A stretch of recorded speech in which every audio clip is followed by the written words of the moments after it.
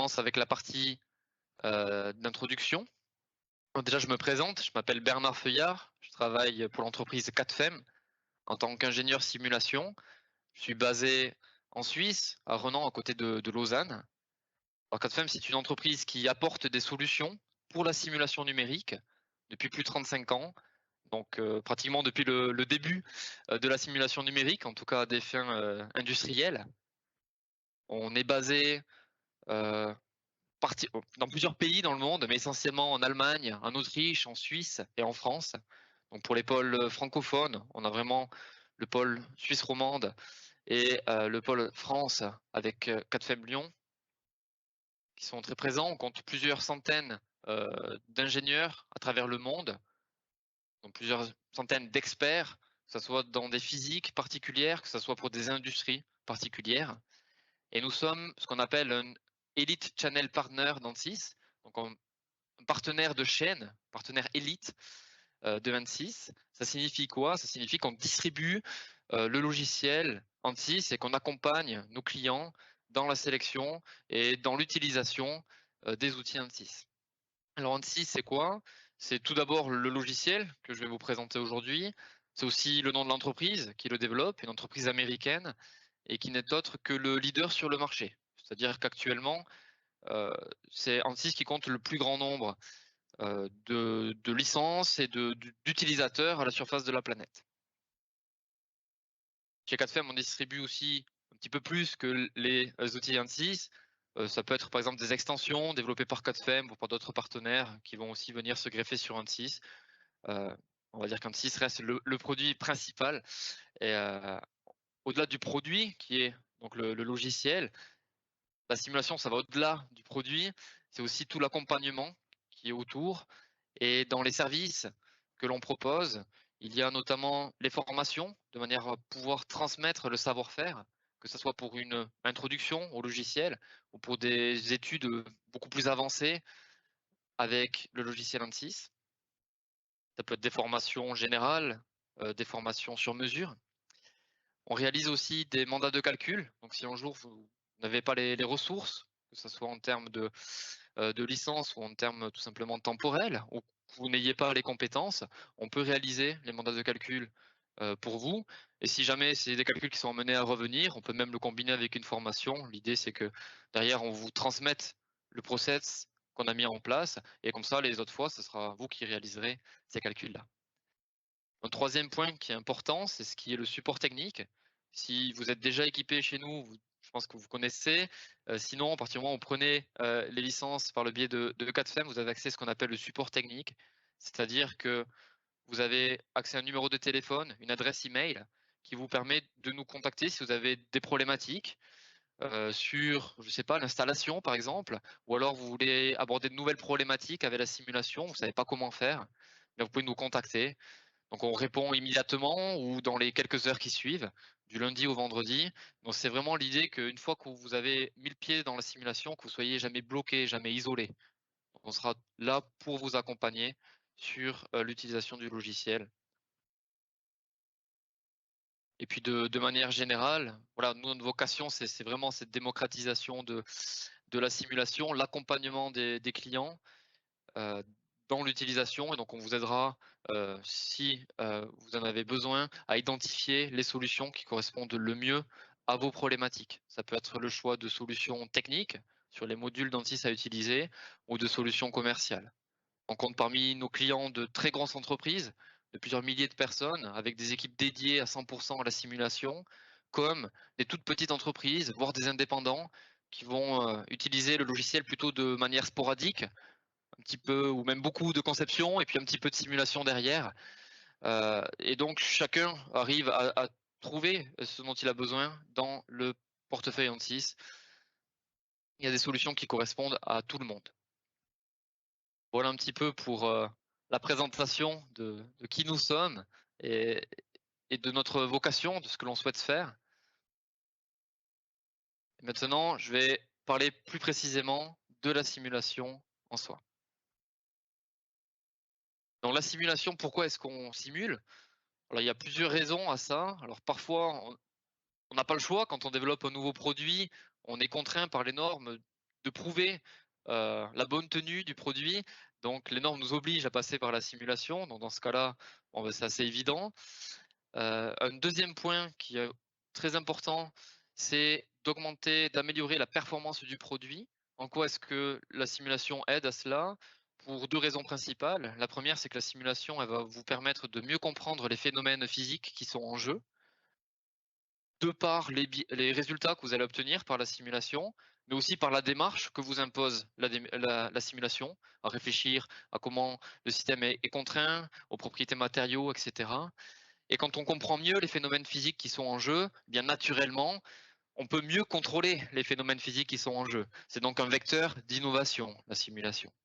Un deuxième point là-dessus, c'est que par la simulation, si on le compare notamment à des tests physiques, on va pouvoir réaliser toute une série de variantes de manière très aisée. Une fois que le modèle est établi, si on veut changer la géométrie, on n'a plus qu'à importer une nouvelle géométrie, on n'a rien d'autre à faire à part cliquer sur Solve à nouveau et on obtiendra les nouveaux résultats.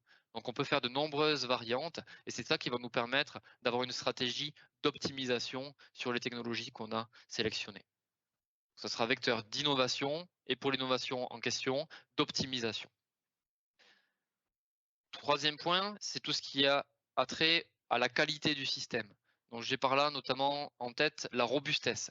C'est très bien d'avoir un produit qui est extrêmement performant lorsque toutes les cotes sont nominales, lorsque le produit est comme sur le papier, mais dans la réalité, il y a des tolérances géométriques, il y a des variations en termes de propriétés matériaux, et j'en passe.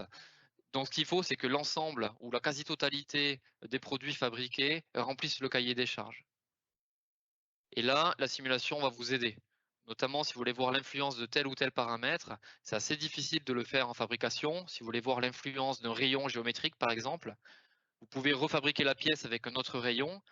Vous pensez n'avoir changé que ce rayon-là, mais en fait, il y a les tolérances géométriques qui auront changé sur d'autres dimensions, les propriétés matériaux seront peut-être pas exactement les mêmes. Ce qui est bien avec l'informatique, c'est qu'on change un paramètre, il y a uniquement celui-là qui a changé. Donc, vous allez pouvoir vraiment identifier les différentes euh, variantes et les différentes variations de caractéristiques qui vont avoir le plus d'influence sur la fonctionnalité de votre produit. Et enfin, le dernier point, d'un point de vue plus général, la simulation est là pour vous aider à réduire les temps de développement et les coûts de développement. Les temps de développement parce que vous allez faire un grand nombre de tests numériques avec la simulation. Vous conservez uniquement 1 ou 2 tests physiques sur la fin.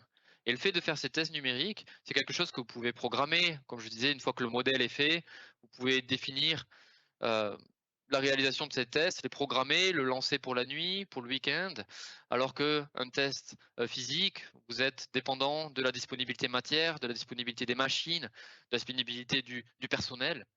Et donc, vous aurez un produit qui sera plus rapidement sur le marché en passant par la simulation. Les coûts seront aussi réduits, les coûts de conception, puisque vous gagnerez les coûts de fabrication, les coûts de stockage, les coûts de mesure pour les phases de test. Et donc, ça sera un deuxième gain là-dessus. Et c'est pour ça aussi qu'on existe. C'est pour ça que le logiciel est distribué, qu'il est vendu. C'est parce que ce sont des vrais apports pour les entreprises. Donc, on sera très heureux si on peut vous aider sur les thématiques que je viens de présenter à présent. ANSYS couvre plusieurs physiques pour la simulation. Il permet de réaliser des calculs en fluidique, en électromagnétique, en optique, etc. Ce qu'on va faire aujourd'hui dans cette heure, qui est dédiée à la présentation d'ANSYS Structure, c'est de se focaliser sur la partie structurelle. Ça peut paraître bien peu par rapport à l'éventail qu'on a ici, mais vous verrez, il y a déjà beaucoup de choses à dire. Un dernier point, puis j'arrêterai avec cette introduction, c'est aussi le fait que ANSYS, qui est donc le leader sur le marché, réinvestit un montant non négligeable dans le développement du produit, pratiquement 20% de son chiffre d'affaires. Ce développement, c'est à la fois un développement latéral, c'est-à-dire l'acquisition de nouveaux logiciels ou la consolidation de la simulation sur d'autres physiques, mais aussi pas uniquement de manière latérale, mais en profondeur avec l'amélioration des algorithmes et des modules déjà existants. C'est-à-dire qu'on va gagner en termes de facilité d'accès au niveau du logiciel, l'interface graphique, on va gagner en termes de temps de calcul, on va réussir à faire converger des choses qu'on n'arrivait pas à faire converger avant. Donc choisir Ansys, c'est choisir le leader actuel, mais c'est aussi choisir une entreprise qui consolide le futur de son produit. Maintenant, en guise de transition avec ce qui va suivre, pour tous ceux qui n'auraient encore jamais fait de simulation, il y a ici une petite vidéo, c'est un montage, mais qui permet de comprendre un petit peu ce qu'apporte la simulation et qui permet de comprendre pourquoi on en parle avec autant de motivation et d'entrain. L'idée, si vous prenez ici ce porte-manteau, dans la vraie vie, quand on le voit, ben, on voit pas grand-chose. On voit juste il y a des cintres qui sont suspendus. On ne sait pas à quel point il fonctionne bien, à quel point il est proche de sa limite élastique ou de sa limite en rupture. On peut pas dire grand-chose quand on le voit visuellement comme ça. L'idée de la simulation, ce montage que vous avez là avec le téléphone, c'est qu'on va pouvoir voir à l'intérieur de la matière. Donc on va pouvoir voir où sont les concentrations de contraintes, pouvoir les évaluer, à quel point est-ce qu'on est loin de la limite élastique, est-ce qu'on n'aurait pas une problématique de fatigue, est-ce qu'on n'aurait pas une problématique de plastification. Donc tout ça, on va pouvoir le voir avec la simulation. Et c'est voilà, un collègue qui avait réalisé cette vidéo qui permet un petit peu de mieux palper ce que permet de faire la simulation. Donc là, on visualise très bien les différentes contraintes et on pourrait même, et je vais présenter ces options-là par la suite, regarder avec une optimisation topologique. Donc là, c'est le logiciel qui vous donne la géométrie qui permettrait d'avoir la même rigidité, mais en étant beaucoup plus léger. Et une fois que vous avez obtenu cette nouvelle géométrie, on peut la tester, et puis on se rend compte que les contraintes sont plus faibles. Et pourtant, on est beaucoup plus léger que ce qu'on avait précédemment. Donc c'est ça qui va vous permettre de faire la simulation, de comprendre ce qu'il y a à l'intérieur de la matière, de réessayer assez rapidement de nouvelles géométries et de se rendre compte si on va dans la bonne direction ou non. Et de pouvoir surtout le chiffrer, c'est ça qui est important. Donc tout ce qui va être facteur de sécurité, c'est quelque chose qu'on va pouvoir sortir de manière systématique avec les logiciels de simulation et avec ANSYS.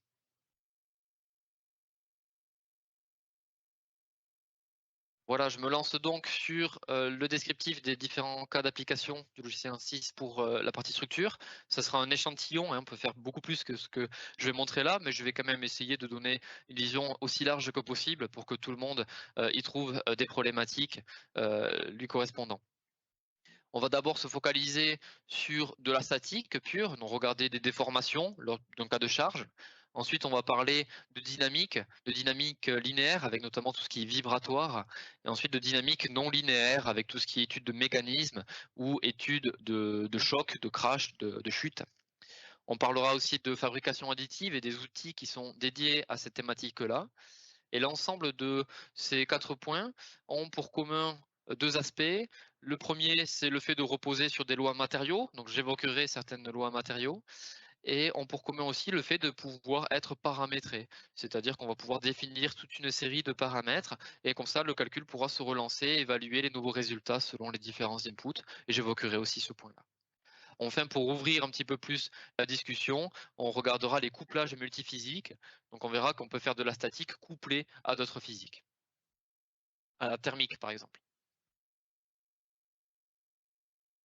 Donc c'est parti pour le vif du sujet. Donc on va commencer avec les calculs statiques. Dedans, je vais vous montrer à chaque fois un exemple appliqué. Ici, ce sont les études d'assemblage. Donc là, c'est un exemple qui est du domaine horloger, avec l'assemblage ici d'une montre, on appelle ça la boîte de montre, avec la glace qui va être chassée sur la boîte. On va avoir le fond qui va être vissé, et on va avoir des joints ici et là qui vont permettre l'étanchéité du système. L'étude ici consiste à assembler le système et ensuite à appliquer une pression, c'est pour ça que vous voyez une déformation, et à relâcher la pression. Cette pression, ça serait la pression qu'on aurait dans l'eau lorsqu'on va à une certaine profondeur. Là, l'idée, c'est qu'on aille à 100 mètres de profondeur. Donc, qu'est-ce que nous permet de faire la simulation? Tout d'abord, de regarder en tout point les déplacements et les contraintes, comme on peut le voir ici. Elle nous permet aussi d'obtenir les forces. Si je veux savoir la force qu'il fallait pour venir assembler, là c'est le phénomène de chassage, d'assemblage, j'ai la force requise, on pourrait aussi regarder la force requise pour désassembler. Donc ça, c'est des forces qu'on va pouvoir obtenir. Une fois qu'on vient sous pression, on a un matériau en bas qui fait qu'il y ait une plastification qui se passe et on pourra regarder aussi les déformations résiduelles.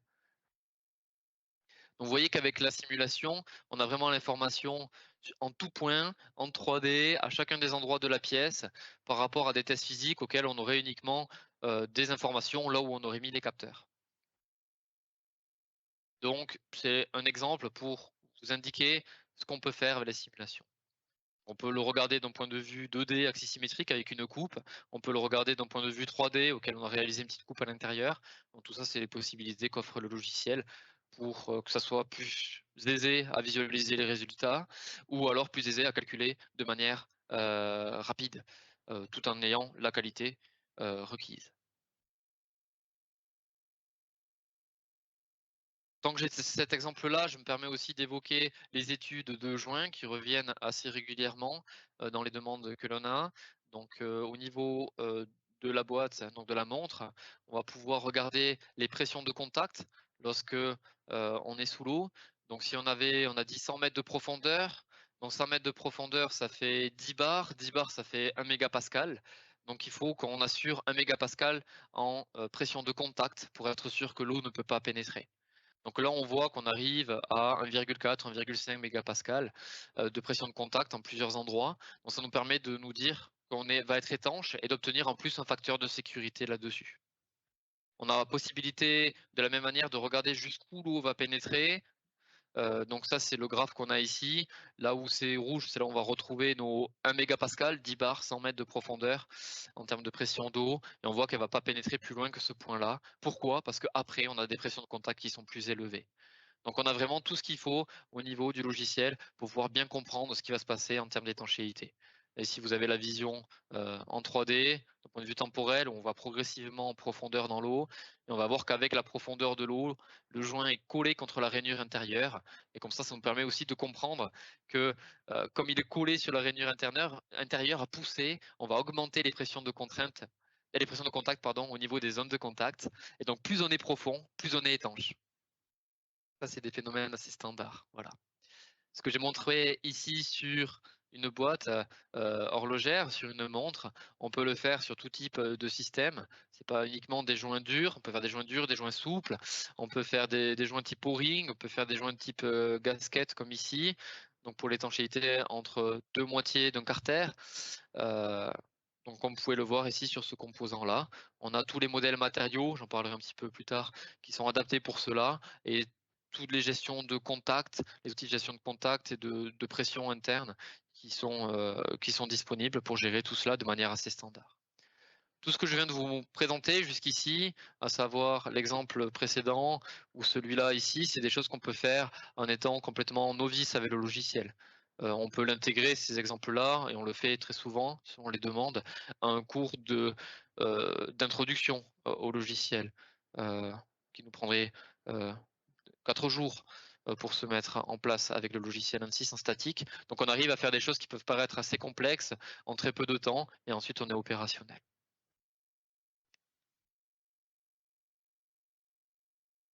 Maintenant, pour continuer, il y a tout ce qui est calcul aussi de pression de Hertz. Comme je parlais de pression de contact, maintenant on va parler de pression de contact, par exemple, sur une roue dentée, où on a possibilité de faire des sous-modèles et de bien mettre en avant les pressions de Hertz, et donc d'en déduire derrière aussi des informations pour l'usure. Il y a des possibilités en termes de calcul d'usure. Si vous prenez ici ce joint à lèvres, par exemple, qui est plaqué contre une partie rotative, le logiciel va regarder au début les pressions de contact qui vont être assez élevées, et ensuite, au bout d'un certain temps, on va avoir une quantité d'usure qui est calculée sur la base du modèle d'Archar, qui va être calculée par le logiciel. Le logiciel va remailler le système. La surface de contact va être plus grande, donc les pressions de contact vont être plus petites progressivement, et on va aller jusqu'à une surface de contact stabilisée dans le temps. C'est un phénomène de rodage, en d'autres termes.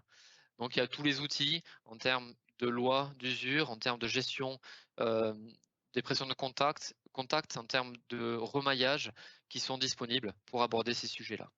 Si vous avez aussi des rouages partir du moment où vous avez des contacts, vous avez des vecteurs de contact qui sont calculés par le logiciel et donc vous pourrez en calculer le rendement au niveau des rouages. Un rouage qui est en rendement parfait, c'est qu'il transmet les efforts d'un point de vue purement tangentiel, ce qui dans la réalité, pour des raisons de variation d'anthrax, pour des raisons de variation géométrique, pour des raisons de coefficient de frottement, n'est jamais le cas. Il y a toujours une partie du vecteur qui va passer d'un point de vue purement radial et donc c'est de l'effort qui est encaissé par les paliers, qui ne crée pas de couple et donc on a un rendement qui est plus faible que.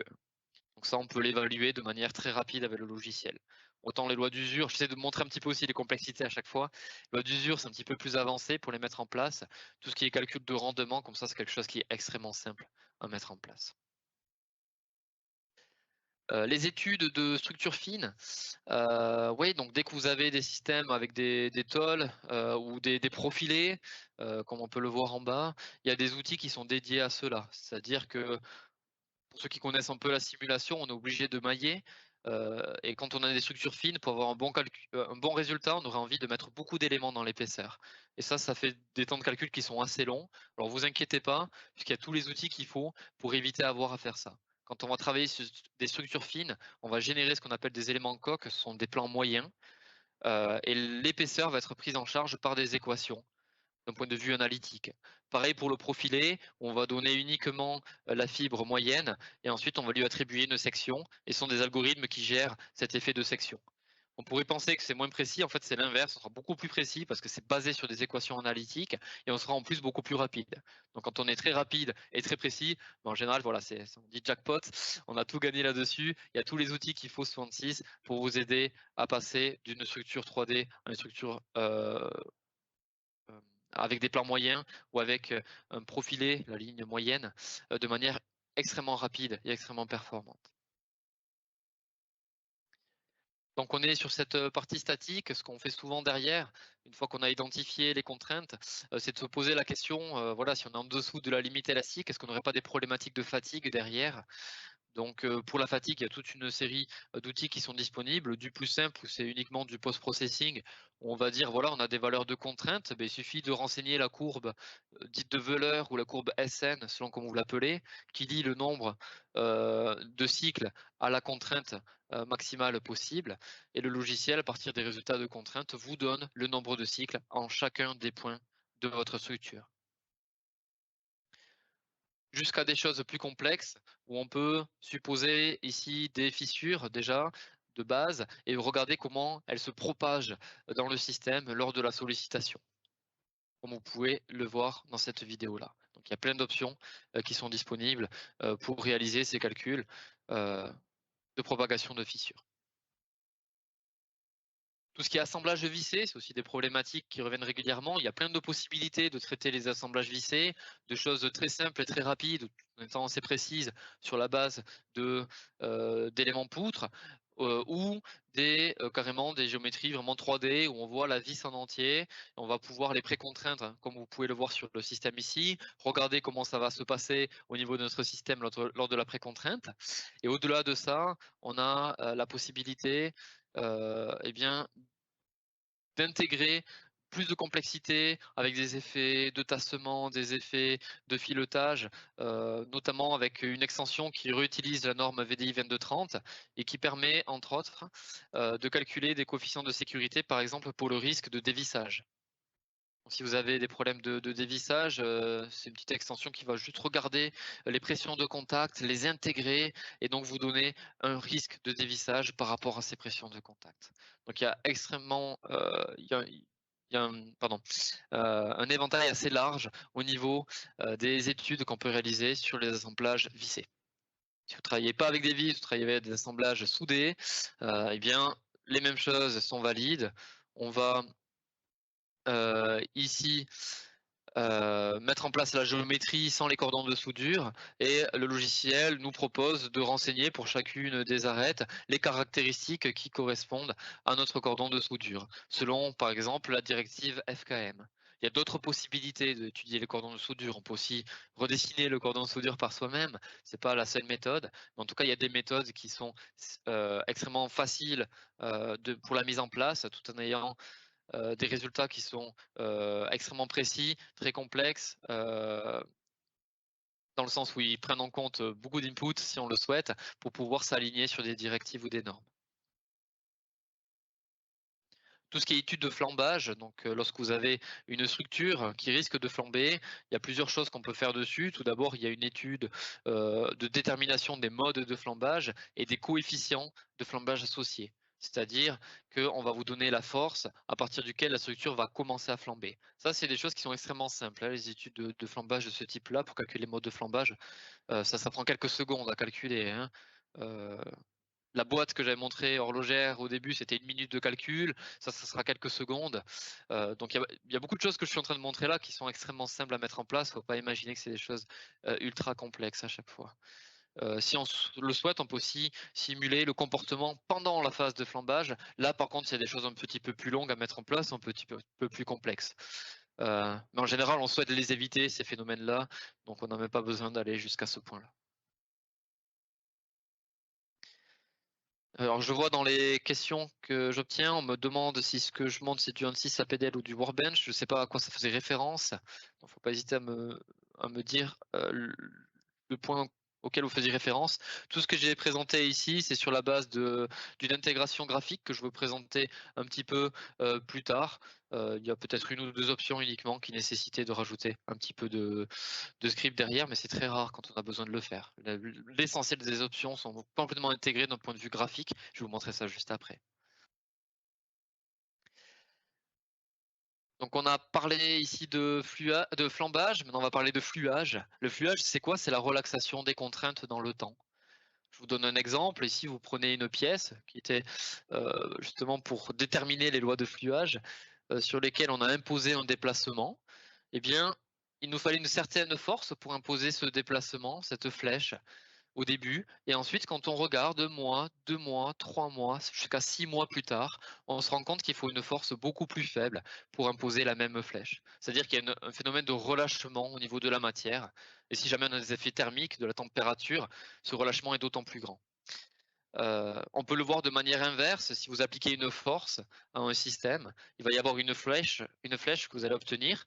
Et si vous maintenez cette force-là dans le temps, au bout de plusieurs mois, la flèche sera plus grande. Donc, en faisant ça, on peut calibrer des lois de fluage et ensuite l'utiliser. Là, c'était le cas pour un exemple horloger. L'éprouvette qui a permis d'obtenir la loi de fluage. Ensuite, on passe sur un ressort horloger et on regarde comment il va se relâcher dans le temps. En l'espace de moins de 10 secondes, on sait de combien le relâchement va être au bout de 2 semaines. Et là, justement, il y a vu le calcul 10 secondes, la mesure 2 semaines, et qui avait abouti pratiquement au même résultat. Il fallait regarder en termes de variation radiale l'influence que ça avait eu.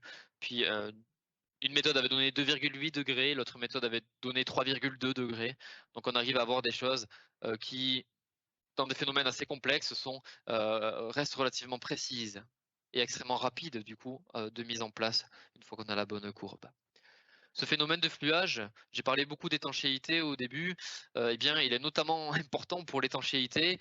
Vous voyez, vous avez vos pressions de contact lorsque vous assemblez votre système et puis 6 mois plus tard, les pressions de contact ont diminué et donc votre système est moins étanche à cause de ce phénomène de relaxation.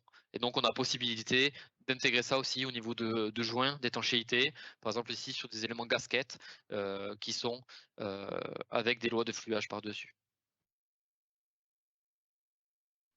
Alors là, je commence à parler beaucoup de matériaux, donc autant faire le saut. Donc en termes de matériaux, sous Ansys, il y a énormément de modèles matériaux qui sont prêts à emploi.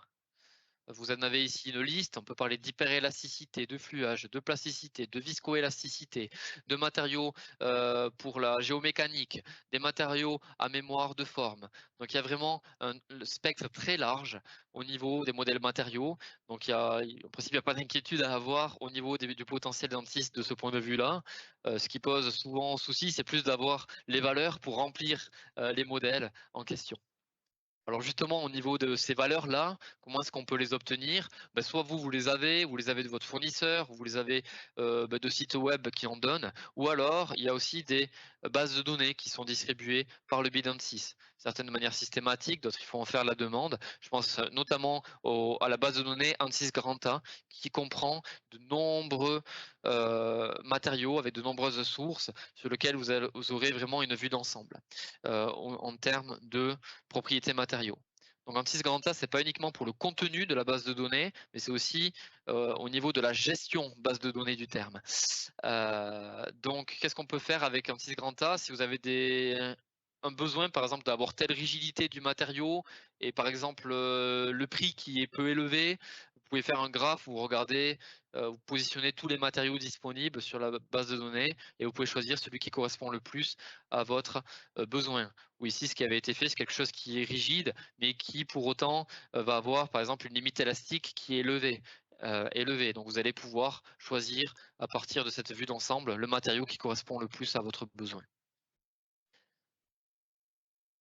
Si jamais vous avez des matériaux plus complexes, comme par exemple des matériaux de type composite, ou alors des matériaux qui ont une structure particulière, je pense aux nids d'abeilles, aux treillis, etc.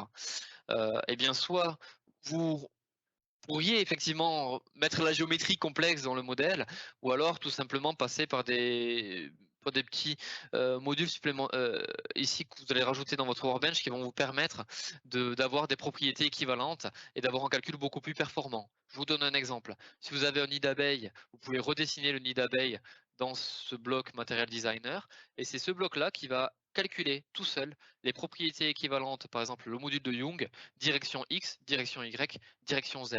Et pour toute la suite de vos études, vous n'aurez plus qu'à avoir un bloc complet qui a les propriétés équivalentes de votre nid d'abeille. Si jamais vous avez des fibres, c'est pareil, vous donnez uniquement le taux de fibre, les propriétés du fibre, les propriétés du liant, les caractéristiques géométriques des fibres, et le logiciel va calculer les propriétés équivalentes. Si jamais vous aviez réalisé auparavant bien un calcul au niveau de l'injection, vous avez aussi les informations au niveau des directions des fibres, les directions principales, le pourcentage qui est le long de cette direction principale, tout ça, ça s'intègre dans ANSYS. ANSYS, il parle avec d'autres logiciels, il peut intégrer d'autres types de résultats provenant d'autres logiciels et qui vous permettra d'avoir un résultat qui est très précis et surtout très rapide. Voilà, au niveau des matériaux composites en soi, on peut aller beaucoup plus loin. Il y a la philosophie sous ANSYS de simuler comme on fabrique, c'est-à-dire que vous allez donner les propriétés équivalentes de chacun des composants du matériau composite. Vous allez pouvoir être euh, capable aussi de simuler le processus d'assemblage, enfin de fabrication, c'est-à-dire que tous les problématiques thermiques qui vont avoir une influence sur les propriétés mécaniques du système à terme vont pouvoir être prises en compte. Une fois que vous avez ce système-là fabriqué d'un point de vue numérique qui est prêt à emploi, eh bien, il n'y a plus qu'à l'utiliser. Et au niveau du post-processing, à savoir l'évaluation des résultats, vous serez capable de regarder les résultats d'un point de vue global, mais aussi d'un point de vue local, c'est-à-dire au niveau de chacune des couches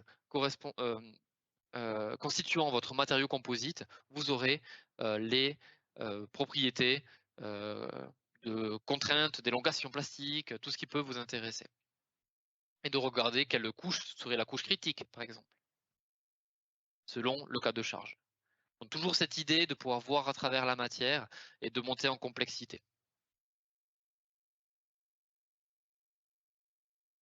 Donc, je vais parler un petit peu de fabrication additive.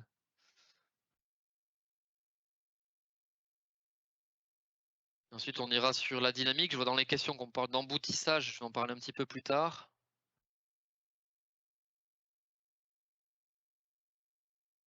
On parle aussi de matériaux biologiques. Alors, en tout cas, on fait beaucoup pour le médical. Donc, on me demande si c'est inclus dans Antis Granta. Il faudrait aller vérifier s'il y a ces matériaux-là. En tout cas, il y a une véritable expérience chez CADFEM. On a même une branche qui est CADFEM médicale qui traite d'énormément de cas dans le domaine de la santé. Donc, on a beaucoup d'informations au niveau de ce qui va se passer sur des tissus humains, etc.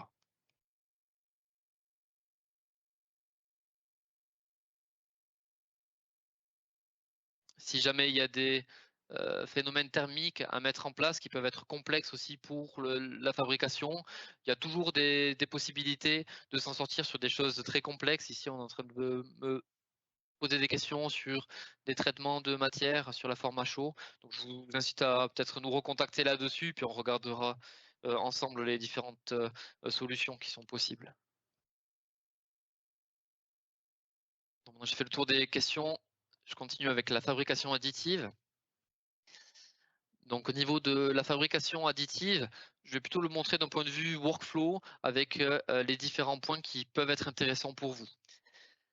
Donc tout d'abord, je vais parler d'optimisation topologique. C'est bien d'avoir un design existant, mais très souvent, quand on veut faire de la fabrication additive, le fait qu'on puisse fabriquer autrement, il faut aussi concevoir autrement. Comme ça, on utilise pleinement le potentiel de la fabrication additive. Pour pouvoir fabriquer autrement, en général, ce qu'on aime bien, c'est des choses qui sont très rigides tout en étant très légères. Ça veut dire aussi moins de matière à utiliser derrière. Euh, donc là, on a des outils de type optimisation topologique que je vais détailler par la suite, qui vont nous donner des géométries. Donc là, l'output, c'est pas une contrainte, c'est une géométrie. Donc c'est le logiciel qui nous donne cette géométrie-là, en nous disant que ça va remplir le cahier des charges, aussi bien que la géométrie initiale qu'on avait ici. Ensuite, on peut faire nos études structurelles pour regarder les contraintes, les déformations, etc.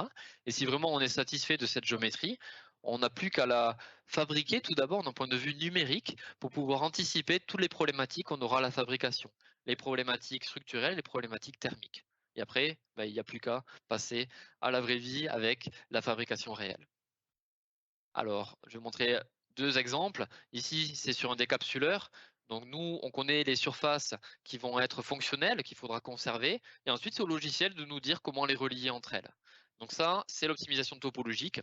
On va arriver à cette forme-là.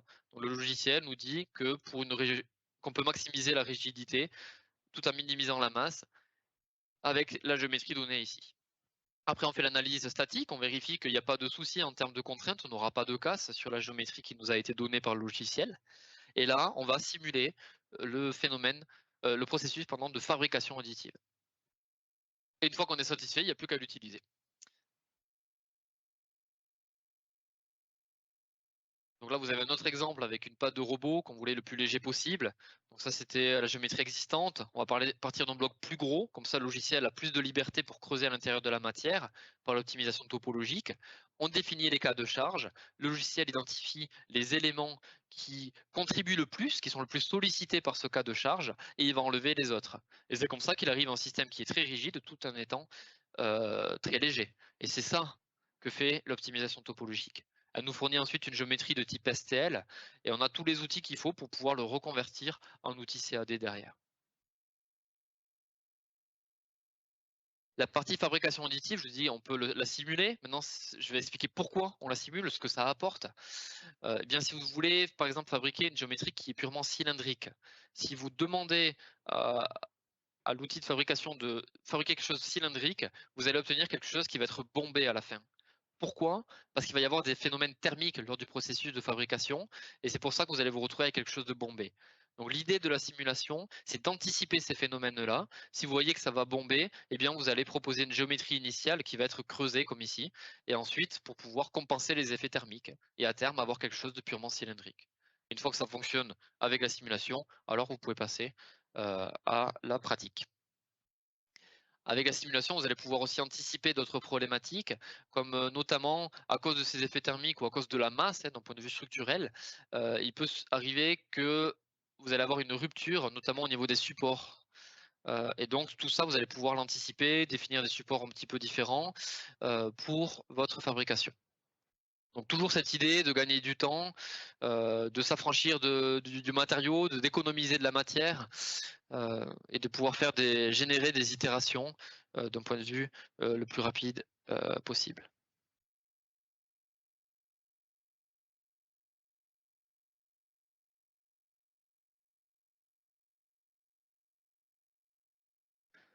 Puis maintenant, je vais passer à la partie vibratoire. Je regarde les questions. Non.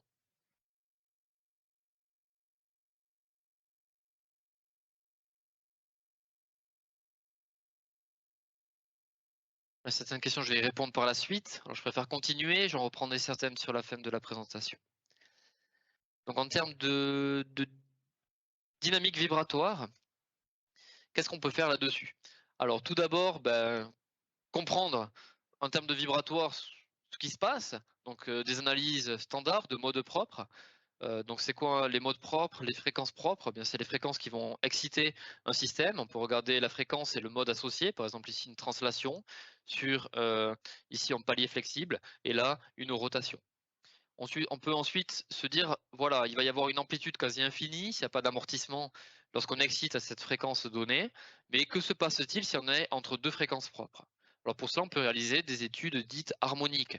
Par exemple, on peut donner en couple 1 newton millimètre au niveau de notre palier flexible, et avec l'étude harmonique, on va lui dire ce sera 1 newton millimètre fois sinus oméga t, et on va faire varier ce oméga. Ça serait comme la fréquence au final.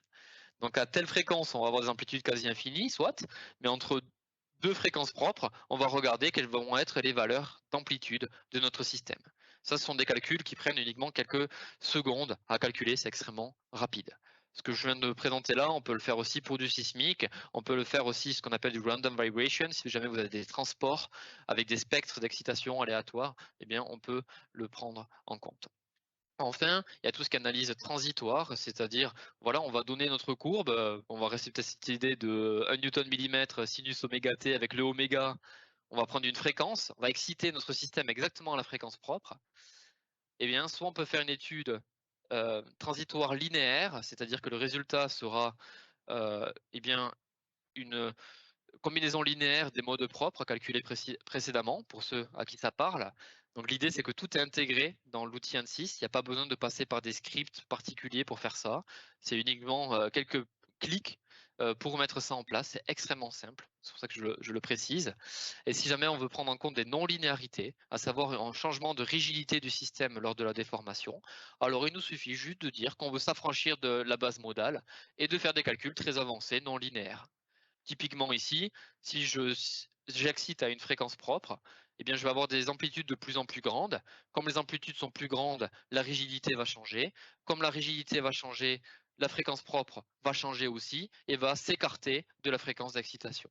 Et donc, je ne suis plus en train d'exciter mon système, donc l'amplitude va redescendre. Quand l'amplitude redescend, la rigidité change aussi et la fréquence se rapproche de la fréquence d'excitation, la fréquence propre. Et donc, je repars pour une augmentation des amplitudes. Donc on peut mettre en place des effets yo-yo, les simuler sans souci là-dessus. Donc j'ai mis ici une vidéo aussi d'une machine-outil. On travaille énormément pour les machines-outils. On peut regarder l'influence notamment au niveau des rigidités, des supports par exemple, des roulements, pour éviter certains modes de vibration qu'on souhaite éviter autant que possible. Ou en tout cas les décaler à des fréquences plus élevées ou plus faibles, en général plus élevées. Ce qu'on peut faire en vibratoire sur les cas précédents, on peut le faire aussi sur des systèmes tournants, ce qu'on appelle la dynamique des rotors. C'est exactement la même chose, ça fonctionne de la même manière.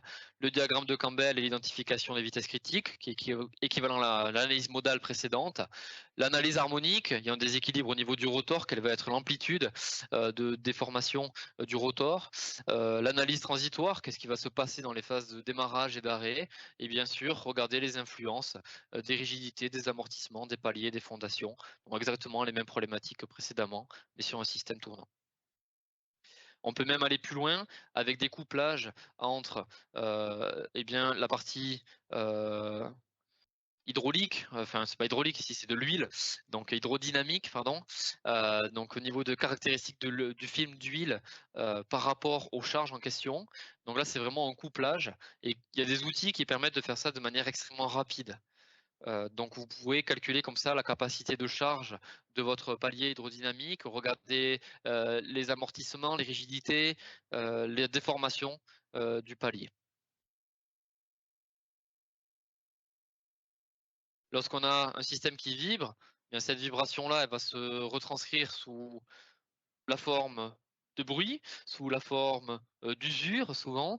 Donc il y a tous les outils aussi là-dessus pour pouvoir euh, apprécier cette vibration-là.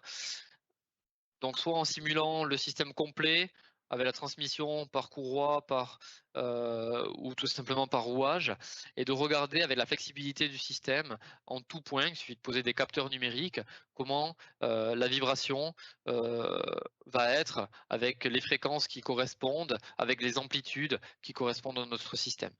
Pour aussi en sortir les pressions de contact au niveau des dents, et puis se rendre compte que on peut s'attendre à plus ou moins d'usure parce que à cause des effets vibratoires et de déformation, on a peut-être un petit décalage euh, en termes de surface d'appui. J'ai évoqué les problématiques d'usure. Une fois qu'on a un système qui vibre, eh bien nous, cette vibration, on l'entend dans l'oreille parce qu'elle est transmise du système, de la boîte de vitesse par exemple, à l'air. Elle transmet une variation de pression qui nous arrive au tympan. Eh bien, on peut rajouter, au-delà de notre système qui vibre, ici sous la forme de cette sphère-là, ce sont des éléments acoustiques qui vont transmettre la pression jusqu'à un micro virtuel. C'est ce que vous pouvez voir ici sur la droite. Et donc, ça va nous permettre de comprendre le son qui va être généré. Ici, c'est un exemple de montre à sonnerie. Donc, on va pouvoir regarder la fréquence du timbre et surtout l'amplitude qui correspond et la manière euh, du son de s'amortir selon les fréquences dans le temps. Par exemple, ici, on va voir que dans le temps, au début, on avait des fréquences très élevées. Vous voyez la couleur orange-rouge ici. Et ensuite, dans le temps, uniquement restent les fréquences les plus graves. Il y en a toute une série aussi d'outils pour apprécier un petit peu mieux ce son-là. Nous, on connaît en tant qu'humain ce que ça signifie un son strident, un son rugueux, un son plutôt agréable, plutôt doux.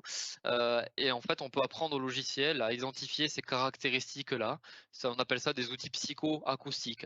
Donc, on définit des critères rationnels qui sont sur la base des données vibratoires, et le logiciel pourra nous dire eh bien, si c'est un son qu'on appréciera ou non sur la base de cette définition de son strident ou rugueux ou doux, etc.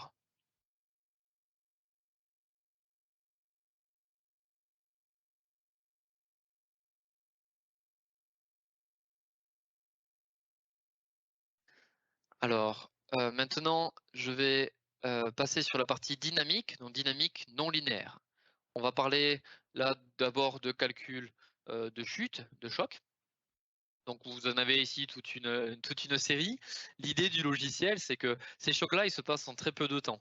Bon, c'est difficile de savoir ce qui se passe quand on fait des tests en, dans la vraie vie, notamment quand il y a une casse. Qui est-ce qui commence à casser? On ne peut pas voir à l'intérieur de la matière. Il y a souvent un effet domino. On voit à la fin, ça a cassé, ça n'a pas cassé, mais on ne sait pas où a commencé à se créer cette fissure-là.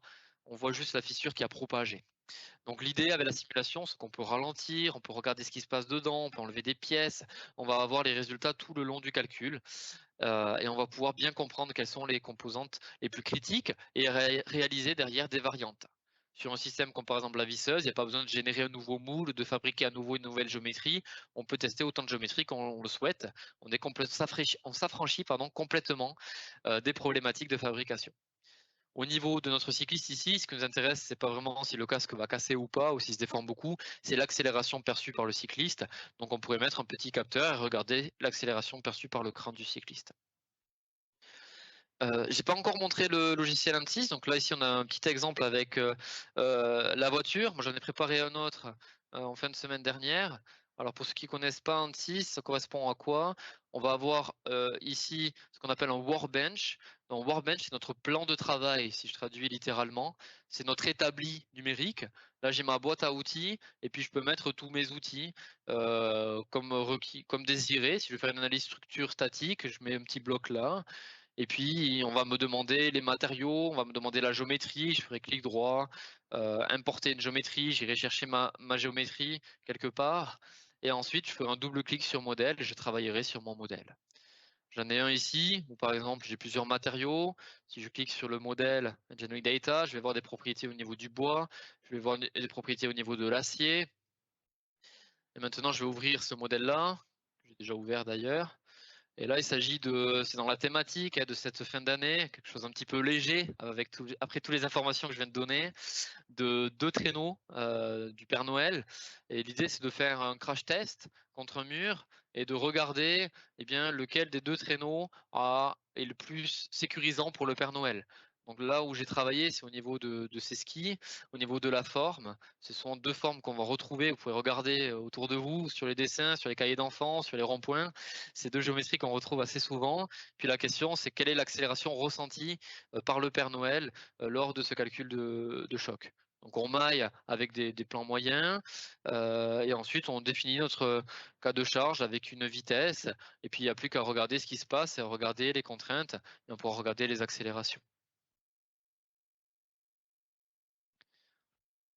Donc on voit la déformation ici du système. On peut venir zoomer, on regarde ce qui se passe, où est-ce qu'il y a une concentration de contraintes, pouvoir retravailler là-dessus, avoir un point de vue plus dynamique des problématiques. Et après, on pourra regarder au niveau des accéléromètres ce qui va se passer en termes d'accélération. Donc voilà un petit exemple au niveau d'un crash test, on va dire au goût du jour. On m'a posé la question d'emboutissage, eh bien effectivement avec on a plein d'outils dynamiques qui permettent de gérer des très grandes déformations telles que ce que vous pouvez voir là. Donc on pourra en ressortir les efforts de formage, on pourra en ressortir, eh bien les différentes contraintes et les élongations plastiques en tout point là, voilà. En termes de mécanismes, on peut faire beaucoup, regarder des mouvements de ce type-là, regarder par exemple en dynamique combien il faut de temps pour que l'aiguille se stabilise sur un chrono. On pourra regarder au niveau de notre robot là-haut, selon telle ou telle vitesse à laquelle on tourne, les couples qui sont requis pour actionner notre robot comme on le souhaite. On pourra regarder qu'il n'y ait pas de clash aussi entre les différents composants de notre robot. On a des outils où on peut mettre de la pneumatique avec des modèles de pneus et regarder ce qui va se passer au niveau du système d'amortisseur, par exemple. Là, sur un test typique qu'on peut faire sur les bancs de test en automobile, hein, quand vous amenez la voiture pour le contrôle technique, par exemple. Bon, ça, c'est des choses un petit peu plus complexes que ce qu'on avait vu avant, mais c'est des choses qu'on apprend en quelques jours et qu'on peut très rapidement mettre en place. En termes de transmission de puissance, il y a tout ce qu'il faut pour avoir à la fois la flexibilité requise au niveau des dents, au niveau des courroies, tout en ayant des calculs qui vont se faire de manière très rapide. Ça fait partie des nouveautés des dernières années. Donc on est vraiment sur des choses extrêmement performantes, mais qui ne sont pas forcément extrêmement complexes à mettre en place. Toujours dans la dynamique, tout ce qui va être, lié à des, structures gonflables, des structures, fines mais flexibles de type airbag par exemple. On peut même aller jusqu'à, bien l'emballage de l'airbag tel qu'il va être ensuite dans votre volant, jusqu'à son déclenchement. Et là, l'exemple ici présent, il y en avait qui avaient posé des questions sur des applications médicales, bien là, c'est, quelque chose qu'on va venir gonfler dans une artère. Donc effectivement, on a les propriétés mécaniques ici, au niveau de l'artère qui sont importantes, pour la simulation. Et là, on peut voir l'airbag qui se déclenche là-haut et là, le crash test avec le mannequin.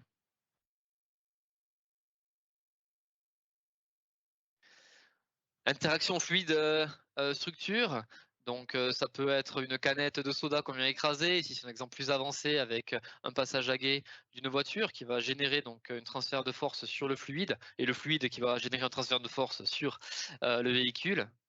On a des modèles de membrane aussi. Avant, je montrais un parachute. Maintenant, pour être dans l'air du temps, malheureusement, on montre un masque. Donc, on va regarder l'écoulement. Une partie va passer à travers, puisqu'il y a un modèle de membrane.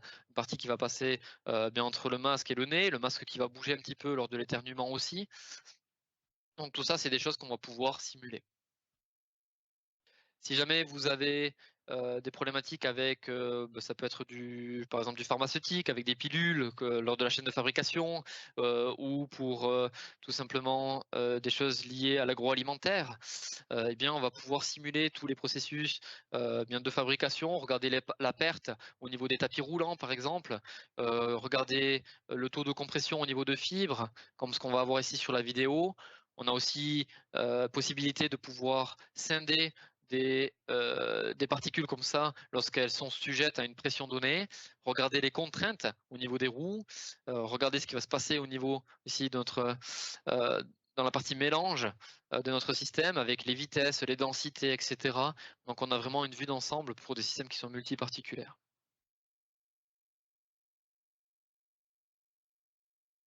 Pour les couplages multiphysiques, on a possibilité de faire des couplages avec d'autres physiques, par exemple la thermique. C'est des choses qui sont extrêmement simples, hein. Vous faites un calcul thermique et ensuite vous importez le champ thermique dans l'analyse structurelle et les différences thermiques vont amener des contraintes au niveau de votre système. Ça, c'est des choses qui sont très simples. Cet exemple-là, je l'ai pas loin ici.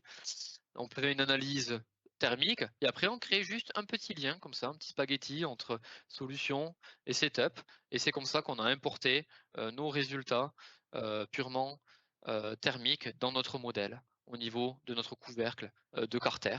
Donc on voit que l'analyse structurelle va commencer avec un champ de température imposé. Donc il n'y a pas de script, il n'y a pas de choses compliquées. On a fait un petit lien, celui qui est ici en rose, d'un bloc à l'autre. C'est là aussi la force d'Anti, c'est de pouvoir intégrer plein de choses, plein de physique, plein d'analyses différentes et les faire suivre les unes après les autres. On peut parler aussi ici d'un exemple avec une analyse euh, euh, de type Maxwell. On va regarder les forces au niveau rotor par rapport au stator, les importer dans un logiciel dynamique pour regarder bien les déformations et la vibration. La vibration, on l'amène avec la partie acoustique jusqu'à l'oreille et ensuite on va analyser le son avec un 6. Et vous voyez, on y va étape par étape. On ne fait pas tout d'un coup de manière à quand on fait tout d'un coup, il y a toujours plus de risques d'avoir des soucis. On capitalise, on fait chacune des études. Chaque fois, on a un résultat hein, et on le réutilise pour la suite. On capitalise comme ça notre temps. La même chose sur des composants électriques ici. On va donner la résistance des matériaux, dire l'intensité du courant à l'intérieur de ces matériaux-là. On va en déduire un échauffement. Cette chaleur, on la met dans un système thermique. On va obtenir un champ de température qui, dans un système mécanique structurel, va nous donner des contraintes. Et c'est comme ça qu'on va pouvoir voir si on va avoir des cordons de soudure qui vont mener à une rupture ou non, selon l'intensité du courant initial. Là, je vais passer un petit peu plus vite, un petit peu plus spécifique, mais si vous avez des systèmes submergés, on a toute une série d'outils pour prendre en compte bien cet effet de vague sur les systèmes submergés. Ensuite, un peu plus classique cette fois-ci, tout ce qui est effet piézoélectrique. Donc là, l'idée, c'est que si vous avez une déformation, ça génère une charge électrique. Si vous avez une charge électrique, ça génère une déformation. Ces couplages, on les gère de manière assez standard. On a une déformation piézoélectrique. Donc, je vous laisse nous faire savoir si vous en avez besoin. Et enfin, et ça sera terminé dans la minute qui suit, tout ce que j'ai montré jusqu'à présent, on peut le paramétrer. Si vous avez une géométrie, elle est paramétrable, paramétrer un rayon par exemple. Un matériau, il est paramétrable, on peut changer le matériau, donc le paramètre, ça serait le matériau, ou alors la propriété matériau, et on peut regarder ce qui se passe en termes de résultats. On va avoir peut-être une liste de, je sais pas moi, 20 inputs, et avec cette liste de 20 inputs, on obtient un output. Et puis sur ces 20 inputs-là, on va changer les valeurs, et on va obtenir plein de points.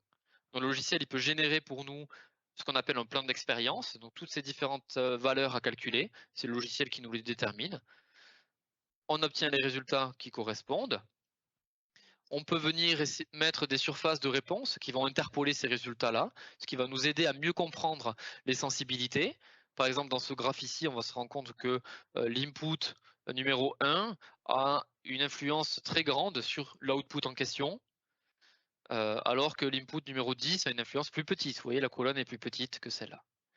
On voit que celui-là, il faut réduire la valeur pour augmenter l'output, alors que celui-là, il faut augmenter l'input pour augmenter l'output. Donc on peut comme ça déterminer les paramètres qui ont le plus d'influence. Derrière, on peut aller plus loin, faire de l'optimisation, où on donne des objectifs au logiciel, arriver à une courbe cible ou à une valeur de contrainte, ou alors faire des études de robustesse, où on va dire au logiciel, voilà, cet input, il suit une loi gaussienne, par exemple, et j'aimerais savoir, comme il y a 10 inputs qui suivent des lois gaussiennes différentes, quelle est la probabilité que mon cahier des charges soit rempli. Et c'est ça que le logiciel va calculer pour nous. Donc si vous faites du design for Six Sigma, c'est idéal. Voilà. Donc je me permets de m'arrêter là pour la première présentation. Je salue ceux qui nous rejoignent à l'instant pour la seconde présentation. Donc, cette première présentation était dédiée à tout ce qui était simulation structurelle, mécanique avec le logiciel ANSYS, quelle que soit l'industrie. J'espère, à travers les exemples, montrer en quoi la simulation permettait d'innover, en comprenant mieux les phénomènes physiques en jeu, en quoi elle permettait Eh bien, d'optimiser par des variantes multiples qu'on peut automatiser, en quoi permettait de réduire les temps de développement et les coûts de développement, de réduire les coûts liés au SAV, moins de retours, quelque chose de plus robuste en termes de design. Et là, vous pourrez retrouver, je les évoquerai dans la deuxième séance aussi, d'autres avantages de la simulation. Je me permets de regarder 1 minute de plus et je m'excuse pour ceux de la deuxième séance pour le retard de 3 minutes. Donc, dans les questions qu'on m'a posées, donc pour la fabrication additive, on m'a demandé si la porosité était prise en compte. Enfin, j'imagine que c'est pour la fabrication additive. Alors la porosité est justement un résultat de la fabrication additive qu'on pourrait obtenir par le phénomène, par le processus la simulation du processus de fabrication. Au niveau des mécanismes, des études de mécanismes, on demande s'il y a des outils multicorps dynamiques. Eh bien oui, c'était à l'aide de ces outils-là que les exemples que j'ai montrés, notamment le chronographe que je vais remontrer à présent, a été réalisé. Donc c'est pas juste un outil multicorps, c'est le dernier outil multicorps développé au niveau mondial, en tout cas en termes de gros outils multicorps, ce qu'on appelle un outil multicorps de 3e génération. Je vous laisse retrouver les 2 autres. Donc il y a effectivement tout ce qu'il faut là-dessus. Et au niveau du formage, pour répondre plus précisément à la question, il y a aussi une nouvelle solution d'ANSYS qui s'appelle ANSYS Form, qui vient d'être lancée, donc auquel on va faire notamment pas mal de webinaires là-dessus en courant 2022. Donc ça sera basé sur le solver LS-DYNA et on pourra faire énormément d'applications de formage. Alors je pense que quand on a les assemblages différents matériaux, j'ai répondu à la question. Tout ce qui est dynamique des fluides, mais il y a énormément de possibilités là-dessus. Je vous incite à nous recontacter pour cela. Mais ça va sortir du cadre de la présentation d'aujourd'hui.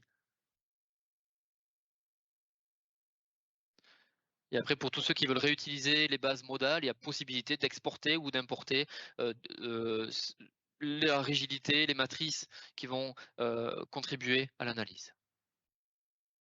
Voilà, je pense que j'ai répondu à l'essentiel des questions.